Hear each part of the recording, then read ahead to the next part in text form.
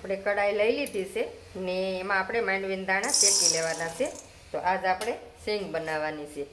તો સારી રીતે આપણે મીડિયમ ગેસે શેકી લઈએ. ફૂલ ગેસ નહીં રાખવાનો, મીડિયમ રાખવાનો. માંડવી આપણે શેકાઈ ગઈ છે તો એને આપણે થાળીમાં કાઢીને ઠરવા દઈએ.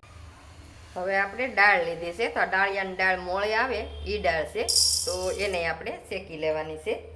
તો થોડીક વાર આપણે શેકી લઈએ એટલે સારી થઈ જાય કડકડી.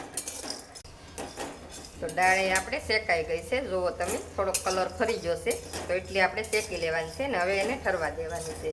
હવે આપણે એક વાટકી ગોળ લીધો છે. તો મોટી વાટકી છે. તો આપણે એક વાટકી ગોળ લઈ લીધો છે. હવે આપણે 2 ચમચી જેટલું પાણી નાખવાનું છે. આપણે ધીમો ગેસ રાખી અને આ ગોળની આપણે સાહણી બનાવી લેવાની છે. ગોળ આપણે ઓગળી ગયો છે. તો હવે આપણે એની સાહણી બનાવવાની છે. તો આ રીતે આપણે હલાવતો જ જવાનો છે કલર ફરી જાય ત્યાં સુધી. સરસ ગોળ આપણે ફૂલવા માંડ્યો છે. જુઓ તમે કેવા મસ્તના બલબલ આવવા માંડ્યા છે. તો આ રીતે આપણે પકવતો જવાનો છે. ગોળની સાહણી આપણે પાકી ગઈ છે. તો એક વાટકામાં ઠંડુ પાણી લઈને આ રીતે જોઈ લેવાનું ને એમ ન જોવું હોય તો આ રીતે તવીથો ઊંચો કરીને જોઈ લેવાનું. તો જુઓ કણી કણી ગળ દેખાય એટલે આપણે પાકી ગયો હોય ગળ.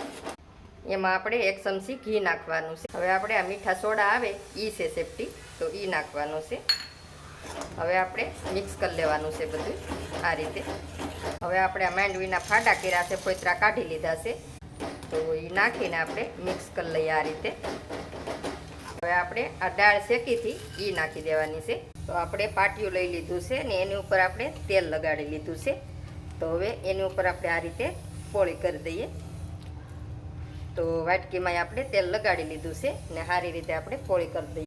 તો આપણે આ રીતે કરી લીધી છે ને શાકે કરીને આપણે આકા પાડી લીધા છે. તો ગરમ ગરમ હોય તો એ જ આપણે આકા પાડી લેવાના છે ને સરખી રીતે આપણે સેટિંગ કરી દેવાની છે. તો થોડીક વાર આને આપણે ઠરવા દઈએ. ઠરવા દઈને પછી આપણે એના બટકા કરી લઈએ. હવે આપણે સિક્કી થઈ ગઈ છે તૈયાર. તો જુઓ તમે, બહુ મસ્તીની બની ગઈ છે. તો આ સાઈડે તમે જુઓ કેવી અસલ બની છે ને કેવી સરસ દેખાય છે. તો આ રીતે આપણે આકા પાડી લીધા હતા. તો જુઓ આપણે તૂટી જાય છે.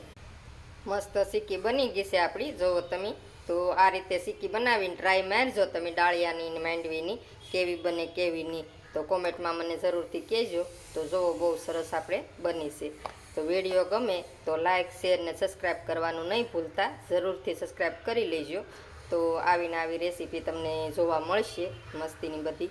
તો ખીહેર આવે છે તો આ રીતની સિક્કી બનાવજો.